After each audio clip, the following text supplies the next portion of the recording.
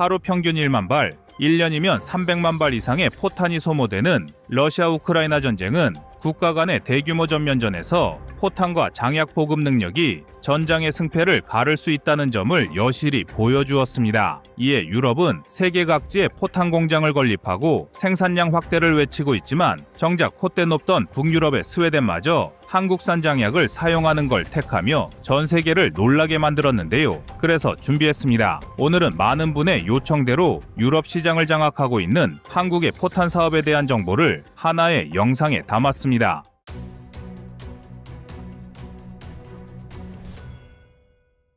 (7월 29일) 독일 라인메탈은 헝가리 바르팔로타에 있는 탄약 공장을 인수했습니다. 다음날 보도자료를 통해 공개된 계약 내용에 따르면 원래 이 공장은 헝가리 잘레에게르세그에서 제작된 부품을 공급받아 KF-41 링스보병 전투 차량용 30mm 탄약을 생산해왔는데요. 라인메탈은 생산 설비 개보수를 통해 30mm 탄약뿐 아니라 주력 전차용 포탄을 생산, 이를 헝가리 방위군을 포함 나토군 전체에 보급할 계획으로 알려졌습니다. 그런데 헝가리 탄약 공장 인수를 불과 일주일 앞두고 라인메탈은 우크라이나 정부와 키이우 탄약 공장 건설 계약까지 체결했습니다. 라인메탈 측은 빠르면 8월 중 공사가 시작될 것이며 2년 안에 공장을 완성해 2027년이면 탄약 생산을 시작할 것으로 발표했습니다. 우크라이나 정부가 부지를 제공하고 라인메탈은 기술 장비와 교육 인력을 투입, 합작 투자 형식으로 공장을 공동 운영할 계획이라고 하는데요. 이 합작 회사의 이름은 정해지지 않았으나 라인메탈은 지속적인 공장 인프라 확장을 통해 장기전의 가능성이 있는 우크라이나 전쟁에 대비하는 것은 물론 유럽, 북유럽 시장 전체에 대한 시장 장악을 시도할 것으로 보입니다. 특히 이 공장은 나토 표준 155mm 탄약을 연간 6자리 규모로 생산할 것이라 발표했는데요. 즉 매년 최대 100만 발에 가까운 155mm 포탄이 이곳에서 생산돼 유럽 전역으로 공급될 전망입니다. 이렇게 독일의 전방위적인 투자 확대의 이유는 크게 두 가지 측면에서 분석할 수 있는데요. 첫 번째는 포탄 가격의 상승이고 두 번째 이유는 한국 방산의 유럽 선점을 방해하는 것입니다. 전쟁의 여파로 현재 유럽에서는 155mm의 가격이 부르는 게 값일 정도로 수직 상승한 상태인데요. 월스트리트 저널에 따르면 우크라이나 전쟁 이전에 $2,000 정도였던 포탄 가격이 현재는 $1만, 한화 약 1,400만 원까지 상승했다고 합니다. 최소 4배에서 5배까지 가치가 상승한 것입니다. 러시아가 북한에서 산 152mm 포탄 역시 낡고 불량률 높은 것으로 악명이 높았지만 러시아는 개당 약 $600의 높은 가격에도 모조리 쓸어갔습니다. 그리고 전쟁이 장기화할수록 포탄 가격은 더 올라갈 것으로 예상하고 있습니다. 그런데 문제는 현재 나토군이 주로 사용하는 155mm 포탄의 경우 기존 보유량을 포함 대량 공급이 가능한 국가는 자유진영 국가 중 오직 대한민국뿐이란 사실입니다. 나토는 155mm 포탄 확보를 위해 유럽 전역의 방산업체에 다량의 155mm 생산을 요청한 상태인데요. 옌스 스톨텐베르크 나토 사무총장은 긴급 상황임을 강조하며 방산업체들의 생산 설비 투자를 독려했지만 유럽은 물론 155mm 포탄 기준 월간 생산량이 15,000개 수준인 미국의 생산 역량을 고려하면 이 정도 물량을 단기간 내에 공급할 수 있는 국가는 오직 대한민국뿐이었습니다. 물론 일본이 지난해 우크라이나의 포탄을 우회 지원하겠다고 선언했지만 여전히 실현되지 않고 있습니다. 호시탐탐 세계방산의 주류 무대로 발돋움하고 싶어 하던 일본은 이 기회를 발판 삼기로 했는데요. 파이낸셜 타임즈는 일본이 미국과 탄약 공급에 대한 협상을 진행했으나 일본의 탄약 생산 능력으로 우크라이나가 원하는 만큼의 포탄을 공급하기란 불가능에 가깝다는 보도를 냈습니다. 현재 일본 자위대가 보유한 탄약 비축부는 2개월 정도밖에 되지 않으며 그중 155mm 포탄의 재고는 약 25만 발 정도로 추정되고 있습니다. 일본 자위대가 우크라이나에 탄약을 지원 보낼 만한 상황이 아니라는 것입니다. 또한 탄약 생산을 늘리기도 쉽지 않은 것이 일본 방산업체들이 정부의 증산 요청을 거부하고 있기 때문입니다. 이 때문에 일본산 포탄을 수입하려던 영국이 결국 포기하고 대안을 찾고 있다는 소식입니다. 지난해 영국 정부는 대량의 포탄 생산을 결정했고 일본의 방산기업에 라이센스를 주고 하청을 맡기는 방식을 택했는데요. 그런데 생산을 맡은 일본 방산업체 고마스가 사고를 치고 말았습니다. 고마스가 시제품으로 생산한 155mm 포탄을 영국 관계자들이 검토해본 결과 사용할 수 없을 정도로 품질이 떨어진다는 사실이 드러난 것입니다. 게다가 애초 예정했던 물량을 일본의 생산 능력으로 소화할 수 없을 거라는 판단이 나오면서 계획 자체가 전면 백지화되고 말았습니다. 결국 일본 방산업체의 형편없는 수준만 전 세계에 공개되고 말았는데요. 작년부터 유럽방위청은 유럽의 포탄 생산량을 올해까지 연간 140만 발 이상으로 끌어올릴 것이며 작년 한 해 동안 우크라이나에 최소 100만 발의 포탄을 지원하겠다고 호언장담했습니다. 그러나 지난 3월 기준 우크라이나가 받은 포탄은 50여만 발에 그쳤고 포탄의 생산을 담당한 현장의 방산업체는 EU 지도자들의 정책 지속성과 예산 투자를 믿지 못하고 있습니다.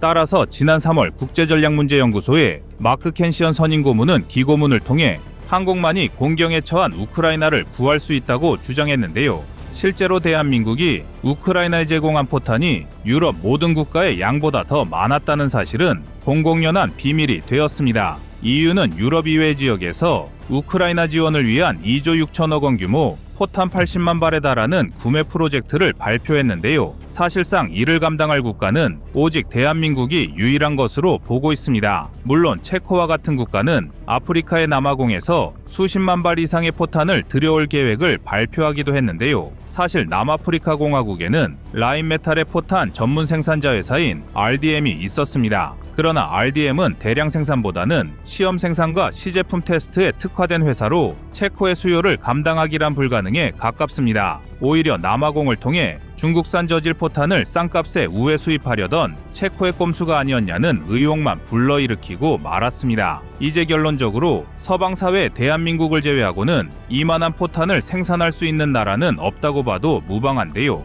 그러나 전차 왕국 독일, 지상전 최강자 독일은 이런 현실을 받아들일 수 없었던 것 같습니다. 포탄 시장은 대량 생산을 통한 규모의 경제 실현과 시장 선점 효과가 매우 큰데요. 특히 포탄 시장을 먼저 공략해야 전차와 장갑차 판매가 용이하다는 점은 두말하면 잔소리 때문에 독일은 무리를 해서라도 해외 탄약 공장을 새로 건설하거나 인수하려는 모습을 보이고 있습니다. 라인메탈이 인수한 헝가리 공장만 보더라도 지속적인 공장 확장을 통해 마지막 단계에서는 공장의 부지 규모를 150헥타르 약 46만 평 규모까지 확대할 계획이라고 발표했습니다. 즉 축구장 200개, 여의도 절반 정도 크기의 초거대 규모의 탄약 공장을 확보함으로써 유럽에 진출한 한국 방산 기업의 콧대를 꺾어 놓으려는 것입니다. 라인메탈 대변인에 따르면 이 공장의 초기 생산부는 헝가리 방위군이 사용할 용도에 집중할 것이며 추후엔 고폭탄 및 운동에너지 시간융합 탄약 등 다양한 유형까지 생산할 것이라고 하는데요.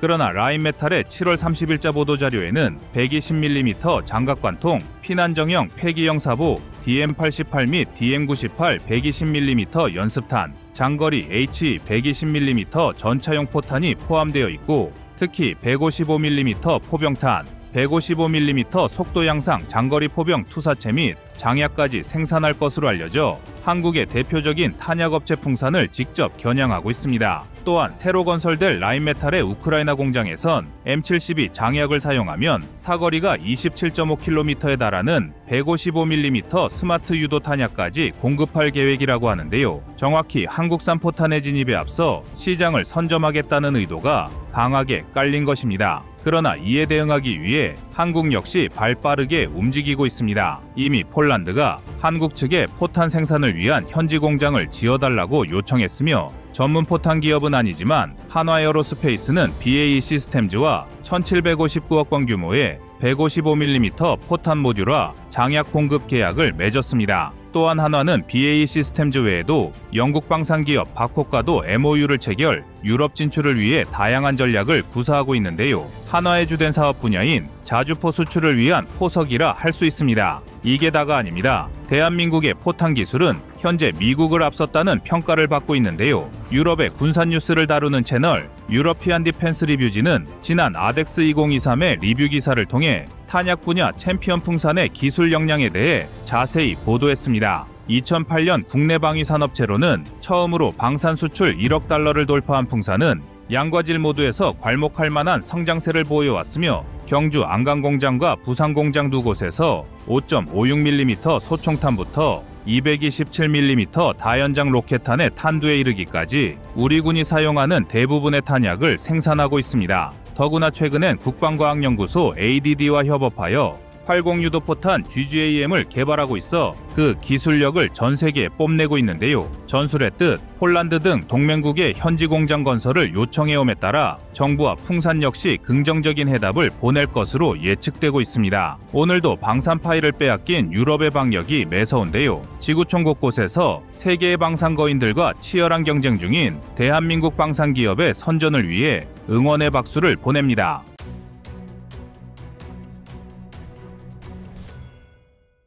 폴란드를 비롯하여 K9 자주포를 도입한 동유럽, 북유럽 국가들의 증가는 자주포 생산업체에만 경제적 이익을 가져다 준 것이 아닙니다. 유럽에서 운용하는 K9이 많아지면 많아질수록 여기에 필요한 포탄과 장약을 생산하던 한국 방산 기업들도 거침없이 성장을 거듭했는데요. 여기에 더해 러시아 우크라이나 전쟁까지 발발하며 전 세계에 불어닥친 포탄 수요 폭등은 한국제 포탄과 장약에 대한 의존도가 높아지는 결과를 불러왔습니다. 그러나 다수의 유럽 방산업체들은 유럽 내 부품 조달, 품질 표준화, 나토, 호환성 강화 등을 내세우며 포탄 생산 기반을 강화하려는 움직임을 보이고 있습니다. 유럽은 기존의 포탄 공장뿐만 아니라 폐쇄 상태였던 공장들까지 재가동하기 위해 정비에 박차를 가하고 있으며 인력 확충과 기술 전수 등을 다각도로 모색하고 있습니다. 그러나 유럽이 아무리 발버둥 치더라도 단시간에 한국 수준의 방산 역량과 생산 수량을 갖추는 것은 불가능했습니다. 오히려 북유럽의 스웨덴마저 한국과 손을 잡고 추진 장약을 확보하기 위한 계약을 체결하며 한국의 유럽 탄약 시장 공략이 더욱 속도를 높이고 있는데요. 다른 나라도 아니고 스웨덴이 한국산 장약을 구매하는 것은 그 의미가 사뭇 남다릅니다. 폴란드, 노르웨이, 핀란드 등 기존의 K9 자주포를 사용하는 나라들은 당연히 한국산 포탄과 장약을 도입하는 것이 자연스러운 일이었습니다. 나토제 포탄과 K9 자주포의 호환성이 검증되긴 했지만 한국이 K9에 맞춰 제작한 포탄과 장약을 도입하는 것이 해당 국가들에게도 전술적으로 더 좋았기 때문인데요. 하지만 스웨덴은 K9 자주포를 사용하지 않는 나라입니다. 게다가 스웨덴은 한국산 자주포를 사용하지 않는 것뿐만 아니라 아예 자체적으로 아처 자주포를 개발하여 유럽에서 자주포 개발과 운용에 있어 손꼽히는 강국으로 평가받고 있습니다. 그러한 스웨덴이 자체적으로 장약을 생산하거나 유럽제 장약을 사용하는 것이 아닌 한국산 장약을 도입한다는 건 엄청난 사건입니다. 통상적으로 자주포를 자체 개발할 수 있는 나라라면 자신들이 개발한 자주포에서 운용하기 적합한 장약과 포탄도 함께 개발하여 군을 운용하는 것이 기본입니다. 그래야 자주포의 운용 효율을 극대화할 수 있으며 이는 스웨덴도 마찬가지였습니다. 그러나 여전히 해소되지 않는 포탄과 장약 공급 문제는 결국 스웨덴의 자체 생산 역량만으로는 해결이 불가능했으며 한국 방산에 도움을 요청하게 된 것인데요. 스웨덴의 이러한 행보는 크게 두 가지 측면에서 한국 방산의 유럽 시장 확대에 큰 도움이 될 수 있습니다. 먼저 한국이 제조한 포탄과 장약이 나토제 무기들과 원활히 호환된다는 홍보 효과를 거둘 수 있습니다. 한국은 이미 자주포 개발 단계에서부터 자유진영의 표준 구경이라 할 수 있는 155mm를 기준으로 포신 구경을 선택하고 포탄과 장약을 개발해 왔습니다. 따라서 그동안 한국산 포탄과 장약은 같은 구경을 사용하는 미국, 유럽제 자주포와 호환에 전혀 이상이 없었지만 이를 한국이 홍보하는 것과 나토 소속 국가인 스웨덴이 홍보하는 건 매우 다른 효과를 불러올 수 있습니다. 한국이 제 아무리 나토와의 호환성을 강조하더라도 한국 방산의 확장을 견제하려는 EU에겐 아무런 소용이 없을 수 있는데요. 그러나 스웨덴이 유럽 내 다국적 훈련 등에서 직접 한국산 장약을 사용하는 모습을 보인다면 그 자체만으로도 EU나 나토의 한국 견제 효과는 반감될 수 있습니다. 여기에 더해 한국이 생산한 포탄과 장약이 유럽 시장을 선점하는 효과도 무시할 수 없습니다. 비록 유럽 각국이 포탄과 관련된 생산 시설과 인력을 재정비하고 지금보다 2배 이상의 탄약 생산량을 확보하겠다고 선언했지만 유럽이 목표로 하는 수치를 달성하기 위해서는 적어도 2030년이 되어야만 가능합니다. 2024년 말을 기준으로는 최소 5년 이상의 시간이 필요한 것인데요. 냉전 종식 이후 20년 넘게 군축을 진행해온 유럽이 다시 과거처럼 방산 역량을 구비하기 위해서는 당연히 오랜 시간이 필요합니다. 2-3년의 짧은 시간 안에 공장을 건설하고 숙련된 기술자를 양성하는 것은 사실상 불가능하기 때문입니다. 그러나 한국은 불과 1-2년 안에 탄약 공급량을 증설할 수 있는 역량을 갖추고 있습니다. 이미 한국방산기업은 스웨덴과 추진장약 공급 계약을 체결하기에 앞서 지난 9월에 6,600억 원 이상의 예산을 들여 장약 생산 공장을 증설하는 계획을 발표했습니다. 공장 증설은 2026년 말까지 완공을 목표로 하고 있어 유럽보다 더 빠른 시간 안에 생산 인프라를 확충할 전망입니다. 그리고 한국이 신속하게 장약 생산량을 증대하고 스웨덴을 시작으로 유럽 각국의 수출 물량을 확보한다면 향후 유럽이 포탄 생산량을 확대한다고 하더라도 한국 방산기업을 위협하긴 어려울 것입니다. 포탄과 장약은 소모품이기 때문에 자주포와 전차를 운용하는 국가들은 계속해서 추가 물량을 확보해야만 합니다.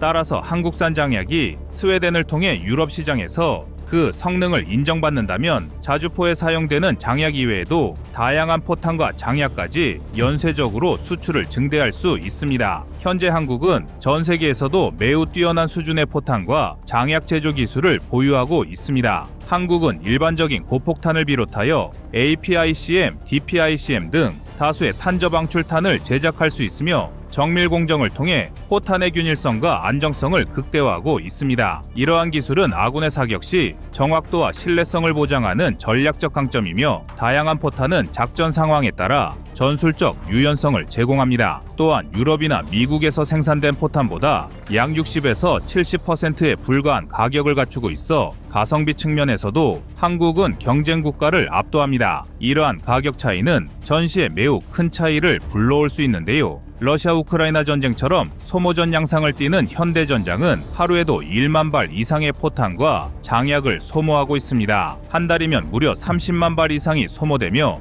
1년이면 수백만 발의 포탄과 장약이 소모된다는 의미인데 이러한 소모전 양상에선 포탄과 장약의 가격 경쟁력이 매우 중요하다 할 수 있습니다. 이 밖에도 한국산 장약은 극한의 환경에서도 연소 특성이 안정적이며 폭발 위험이 낮아 안전성이 높다는 장점도 갖추고 있는데요. 장약은 외부 환경과 기후에 따라 성능에 많은 영향을 받을 수 있습니다. 그러나 독일을 비롯한 유럽의 방산 강국들은 나름대로 포탄과 장약 기술을 가지고 있지만 이들은 대부분 온화한 유럽 기후를 기준으로 제작되어 극한의 환경 조건에서는 온전히 모든 성능을 끌어내지 못하는 경우가 많습니다. 반면 한국은 영하 20도 이하로 떨어지는 혹한의 추위나 영상 40도를 넘나드는 극악의 폭염에서도 일정하게 장약 성능을 유지할 수 있어 작전의 변수를 최소화할 수 있습니다. 그렇기 때문에 북유럽 등 혹한의 작전 환경을 지닌 나라들은 독일제 장약보다 한국산을 사용하는 것이 전술적으로 더욱 적합합니다. 이처럼 한국은 오랜 시간 독자적으로 포탄과 장약 제조 기술을 발전시켜 왔으며 성능과 가격, 생산 속도 측면에서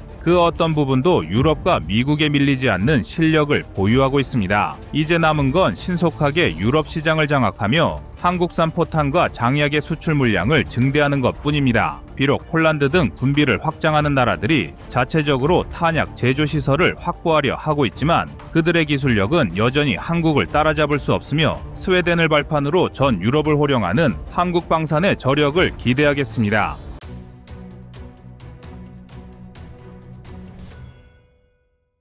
사실 북한과 러시아의 밀월 관계는 이전부터 진행되고 있었습니다. 지난 6월 24일 미국의 군사 전문기관과 싱크탱크에 따르면 북한과 러시아 간에 대량의 무기 거래가 있었다고 밝히고 있습니다. 특히 북한이 러시아의 포탄을 대량으로 공급하고 있다는 의혹이 제기되면서 이 문제가 더욱 주목받고 있습니다. 또 미국 군사 전문기관에 따르면 북한이 지난해 하반기부터 약 160만 발의 포탄을 러시아에 공급한 것으로 추정되고 있다고 밝히고 있는데요. 이 거래는 주로 선박을 통해 이루어진 것으로 보이며 구체적으로는 북한의 나진항에서 러시아의 두나이 항구로 운송된 것으로 알려졌습니다. 지난해 9월 북한의 나진항에서 러시아 선박 앙까라 후니다가 포착되었고 9.12 같은 선박이 러시아의 두나이항에 도착한 모습이 위성 사진으로 확인되었습니다. 이 선박에는 이전과 달리 컨테이너가 빼곡하게 실려 있었던 것이 포착되었습니다. 미국의 군사 관련 싱크탱크는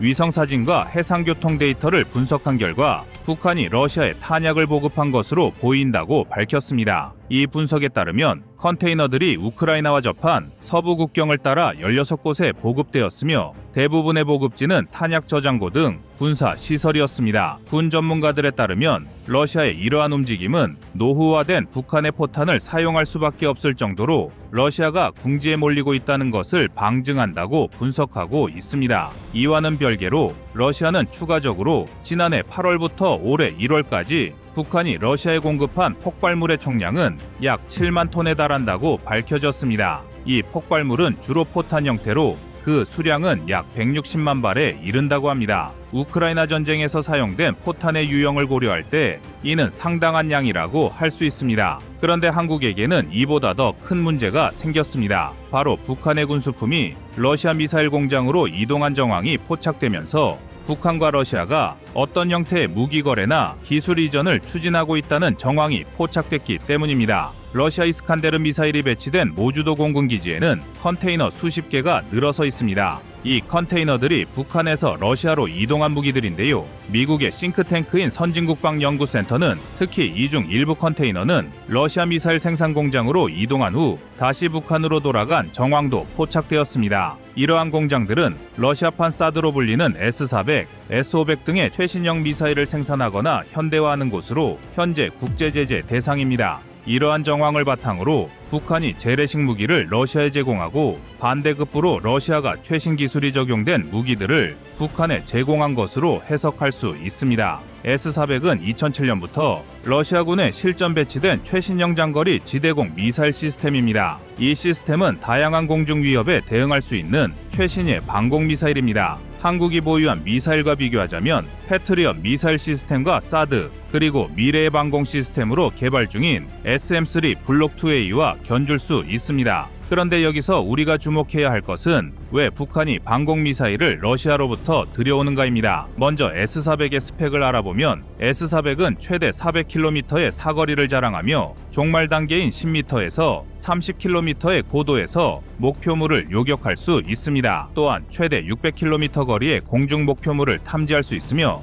최대 36개의 공중 목표물과 동시에 교전할 수 있는 능력을 갖추고 있습니다. 이러한 성능을 통해 S-400은 항공기, 무인항공기, 탄도미사일, 순항미사일 등 다양한 공중 목표물을 요격할 수 있습니다. 다음으로 S-500 프로메테우스는 S-400의 후속 모델로 더욱 향상된 성능을 자랑하는 차세대 장거리 지대공 미사일 시스템입니다. 2021년부터 러시아군에 배치되기 시작했으며 다양한 첨단 기술이 적용되었습니다. S-500은 항공기 요격 시 최대 600km, 탄도미사일 요격 시 최대 500km의 사거리를 자랑합니다. 또한 최대 200km 고도에서 탄도미사일을 요격할 수 있으며 최대 2000km 거리의 공중 목표물을 탐지할 수 있습니다. S-500은 최대 10개의 탄도미사일과 동시에 교전할 수 있는 능력을 갖추고 있으며 항공기, 무인항공기, 탄도미사일, 극초음속 미사일, 인공위성 등 다양한 공중 목표물을 요격할 수 있습니다. 그런데 이런 가공할 무기를 북한이 확보했다는 정황이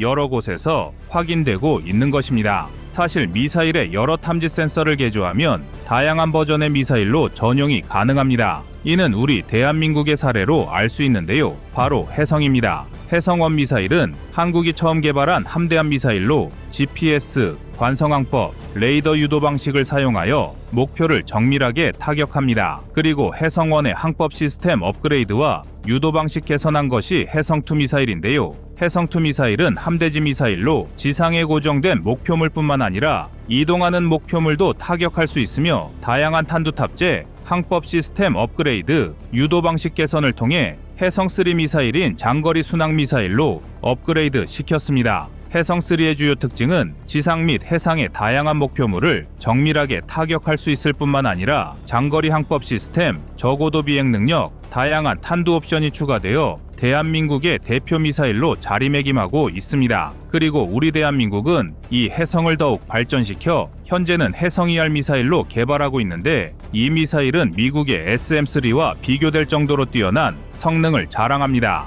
해성2R은 해성3를 기반으로 사거리를 2000km 이상으로 확장한 버전이어서 장거리에서도 정밀 타격이 가능하며 스텔스 기능을 강화했습니다. 이뿐만 아니라 대한미사일인 해성-ASM, 지대지 미사일인 해성-SSM이 개발되어 있는 상황입니다. 이와 같이 한국의 사례처럼 제대로 된 기술만 있다면 그 상위 버전의 전략 무기로도 전용이 가능합니다. 이러한 이유 때문에 S-500의 성능을 북한의 미사일 체계에 도입하게 되면 다양한 개조 및 업그레이드를 통해 북한의 군사력을 크게 향상될 것을 우려하는 것입니다. 북한은 이미 다수의 대륙간 탄도미사일을 확보했기 때문에 KN-06 같은 장거리 지대공 미사일 시스템이나 KN-08 및 KN-14 대륙간 탄도미사일 방어체계를 강화할 수 있습니다. S-500의 탄도미사일 요격 능력을 활용하여 ICBM의 방어체계를 강화함으로써 북한은 자국의 ICBM 기지를 보다 효과적으로 보호할 수 있게 되고, 여기에 더해 기존 방공체계에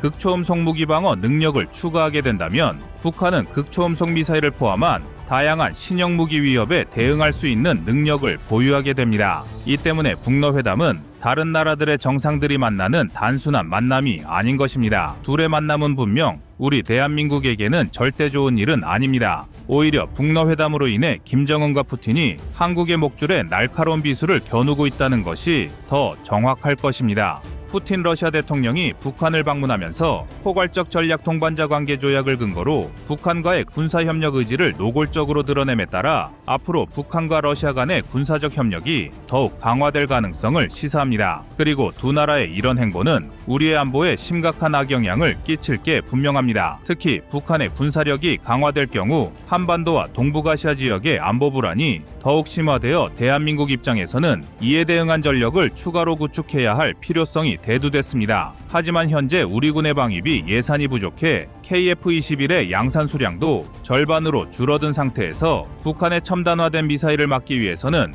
북한보다 더 강력한 무기체계를 도입해야 하므로 필연적으로 기존에 계획되었던 사업들에 영향을 미칠 것입니다. 이 때문에 우리 군 당국이 바빠졌습니다. 여러분의 생각은 어떠신가요?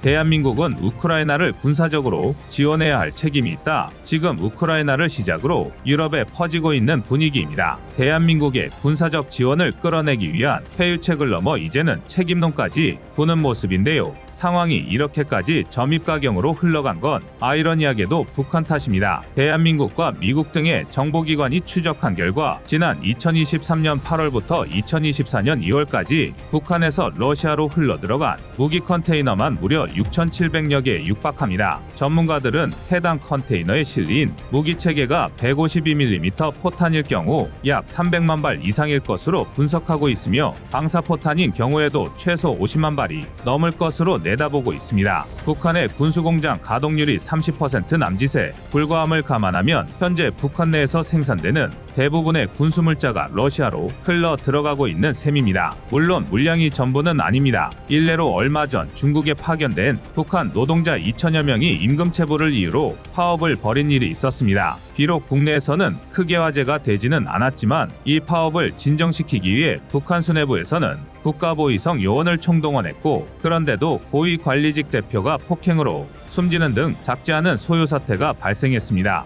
그야말로 어마어마한 대사건이었는데요. 집회 시위의 자유가 억압된 북한의 노동자들이 파업이라는 공통된 행동을 보인 것도 놀랍지만 이 사건에서 무엇보다 흥미로운 건 어째서 임금체불이 발생했냐는 겁니다. 결론부터 말하자면 임금체불은 발생하지 않았습니다. 파업이 발생한 중국의 의료 제조 수산물 가공 공장은 정확히 임금을 지불했습니다. 다만 그 임금이 북한 노동자들에게 돌아가는 일은 없었습니다. 북한 당국이 중간에 개입해서 노동자들의 임금을 전부 탈취해 갔던 겁니다. 이러니 아무리 북한이라 하더라도 사달이 날 수밖에 없었던 겁니다. 더욱이 북한 자금 흐름을 분석해보면 이렇게 중간에서 강탈된 북한 노동자들의 임금이 그대로 군수물자 생산에 투입되었다는 걸 알 수 있습니다. 그리고 대한민국을 포함한 각국의 정보기관과 군사관계자들은 이와 비슷한 임금 체불 현상이 북한 내 군수공장에서도 벌어지고 있을 것이라 추정하고 있습니다. 예컨대 북한 수뇌부가 러시아를 지원하기 위해 대량의 포탄과 방사포탄 생산을 지시했지만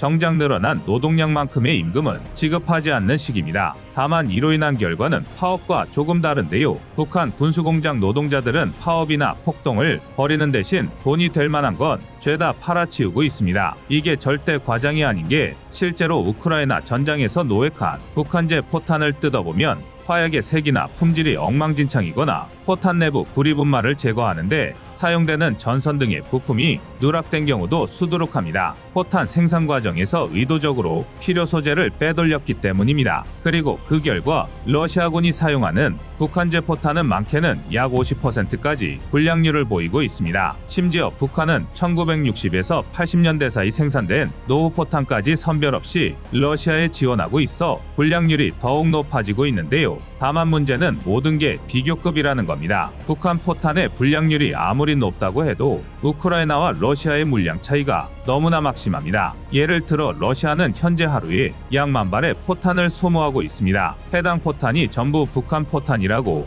가정한다고 하더라도 불량률을 고려하면 최소 5,000발 이상은 멀쩡한 포탄이라는 계산이 나옵니다. 그런데 우크라이나는 유럽 전역에서 포탄을 끌어모았음에도 불구하고 하루에 최대 2,000발이 고작입니다. 지금 유럽의 포탄 생산력으로는 이 격차를 메울 수 없습니다. 대한민국이 우크라이나에 나아가 유럽의 구세주로 주목받고 있는 것도 다름 아닌 이 때문입니다. 생산 역량 한계에 부딪힌 유럽으로선 외부에서 강력한 지원군을 끌어오는 것 말고는 방법이 없습니다. 이런 상황에서 북한의 막대한 물자가 러시아로 공급되었으니 유럽과 우크라이나로선 울고 싶은데 때마침 뺨까지 맞은 격이죠. 당연히 이건 명분으로 써먹기도 얄팍한 억지에 불과합니다. 우크라이나는 북한의 러시아 지원을 언급하며 대한민국의 패트리어트와 천궁 지원을 읍소하고 있습니다. 패트리어트와 천궁은 대공 요격 체계이니 하다못해 살상 무기 지원도 아니지 않냐는 겁니다. 하지만 명심해야 할 건 대한민국 역시 전쟁 중인 나라라는 겁니다. 대한민국이 방공체계를 우크라이나에 지원한다면 정작 대한민국의 국토수호에는 구멍이 뚫릴 것입니다. 즉 대한민국이 우크라이나 군사 지원에 부정적인 건 외교 관계 등의 이유도 있지만 안보라는 가장 현실적인 벽이 버티고 있기 때문입니다. 제 코가 석자인데 누굴 돕고 말고 할 처지가 아니라는 겁니다. 다만 그렇다고 해서 대한민국이 우크라이나의 사태를 모르쇠로 읽어내야만 하느냐고 하면 이건 역시 따져볼 필요는 있습니다. 북한이 러시아에 군수물자를 제공하는 대가로 러시아는 북한의 식량과 민감한 군사기술을 제공하고 있습니다. 앞서 북한에서 러시아로 흘러간 컨테이너가 6,700여 개라고 말씀드렸는데요. 반대로 러시아에서 북한으로 흘러들어간 컨테이너는 무려 9,000개에 달합니다. 전문가들은 컨테이너의 내용물에 대해 식료품, 피복 등으로 추정하고 있는데요. 정확한 건 어떤 식으로든 북한이 러시아에 무기를 제공한 대가를 받고 있다는 겁니다. 이를 감안하면 북한의 군사적 성장을 간접적으로 견제하기 위해서라도 우크라이나 전쟁 종전과 러시아의 패배에 대한민국이 일조해야 한다는 주장이 제기되는 것도 당연합니다. 러시아가 전쟁에서 패배한다면 이를 수습하는 것만으로 힘에 벅찰 테고 유일한 대외 자금책을 잃은 북한은 성장 동력을 잃을 것입니다. 그나마 중국이 있긴 하지만 최소한 대외적으로 북한을 뒷바라지하지는 못할 겁니다. 더욱이 대한민국에는 안보 위험을 최소화할 수 있는 대책이 있습니다. 바로 105mm 포탄입니다. 105mm는 대한민국에서 흔히 속된 말로 똥포라고 불리는데요. K9 자주포라는 희대의 명작과 함께 미국에서도 탐을 낼 정도로 고성능 개량을 더한 K55 계열 자주포를 보유한 우리군 입장에서 105mm는 구시대 유물이나 마찬가지이기 때문입니다. 아닌 게 아니라 105mm는 어쩔 수 없는 소구경의 한계상 사거리가 10km 내외로 짧고 화력 역시 기대 이하입니다. 더욱이 대부분의 물량이 견인포 형식이라 숙련도에 따라 방열에 굉장히 오랜 시간이 걸릴 수 있다는 것도 단점입니다. 이 때문에 대한민국을 포함한 대부분의 서방 포병 체계는 155mm로 변화하고 있었는데요. 그런데 우크라이나 전쟁이 벌어지면서 105mm가 예상치 못한 활약을 하고 있습니다. 105mm의 가장 큰 단점은 넓어진 전장 환경에 부응하지 못하는 짧은 사거리지만 그럼에도 여전히 10km대의 사거리는 무시할 만한 수준은 아닙니다. 게다가 155mm에 비하면 비교적 작고 가벼운 편이라 전선에 은닉하기 쉽고 기동성 역시 높은 편입니다. 다시 말해 근거리에서 보병과 함께 빠르게 이동하면서 근거리 화력 지원을 수행하기에는 여전히 써먹을 만하다는 겁니다. 실제로 우크라이나군은 M101 등 105mm 견인포 대략 100여 문을 최전선에 투입한 것으로 파악됩니다. 반면 똑같은 견인포지만 155mm 구경의 M114는 전선 후방에 주로 배치되어 있습니다. 일단 절대적인 수량 자체가 부족한 탓도 있지만 중량이 5.6에서 5.8톤에 육박함에도 최대 사거리가 14km에 불과하다는 게 가장 큰 이유입니다. 이에 비하면 M101은 중량도 3분의 1 수준인 2.2톤으로 기동에 훨씬 유리하고 최대 사거리는 11km 남짓으로 M114와 크게 차이 나지 않습니다. 우크라이나군은 같은 견인곡사포라면 화력보다는 기동력이 더 중요하다고 판단을 내린 건데요. 또 같은 이유에서 155mm 구경인 M777 견인곡사포는 M114와 다르게 최전선에 매우 적극적으로 운용되고 있습니다. 우선 중량이 4.4톤으로 가볍고 포탄 종류에 따라 24km에서 40km의 장거리 타격이 가능하기 때문입니다. 전장에서는 애매한 평균치보다 극단적인 특징이 더 효과적이라는 게 증명된 셈인데요. 이를 주목하고 있는 게 미국의 가장 저명한 군사 싱크탱크 중 하나인 CSIS입니다. 사실 우크라이나군보다 훨씬 이전부터 대한민국은 105mm의 작고 가벼운 기동력이 산악지형이 많은 한반도 전장에 최적화되었다는 판단을 내리고 있었습니다. 이 때문에 우리 육군이 똥포라고 놀리면서도 여전히 약 2,000문에 달하는 어마어마한 물량의 M2, M101, KH-178 105mm 견인곡사포를 보유하고 있는 건데요. 심지어 105mm 견인곡사포를 차륜형 자주포로 업그레이드한 K105A1 풍익을 개발해 장기적으로 노후 박격포를 대체하는 방식으로 850문 이상 도입할 예정입니다. 사실 우리들끼리 얘기긴 하지만 대한민국의 야포 보유량은 미쳤다 소리가